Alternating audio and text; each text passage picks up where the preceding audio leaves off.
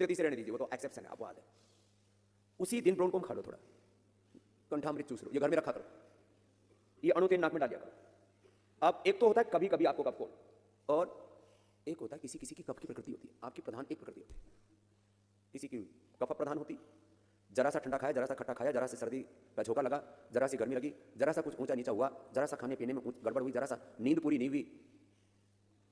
और जरा घर में परिवार में कुछ स्ट्रेस का माहौल बन गया, आपस में कहासुनी हो गई, तनातनी हो गई, थोड़ा मनमुटाव हो गया, सब चीज़ों का असर आपके वात पित्त कफ त्रिदोषों पर पड़ता है। तो जिनको कभी कभी होता है, पहले उनको ले रहा हूं, फिर जिनकी प्रधान प्रकृति कफ की है, वात की है, पित्त की, उसके लिए बोलो। जिनको कभी कभी ये कफ बिगड़ जाता है, तो कभी बिगड़े ही नहीं, तो सप्ताह में एक बार ये अणु तेल का नशे कर लिया करो, सप्ताह में एक बार ब्रोनकोम खा लिया करो। कभी थोड़ा बहुत इरिटेशन हुआ तो कंठामृत ले ली। बच्चे हैं या नाजुक प्रकृति है तो ये शिला तुलसी के ड्रॉप ही 5 बूंद थोड़े गुनगुने पानी में डाल करके पी लिए, या दूध में थोड़ा सा हल्दी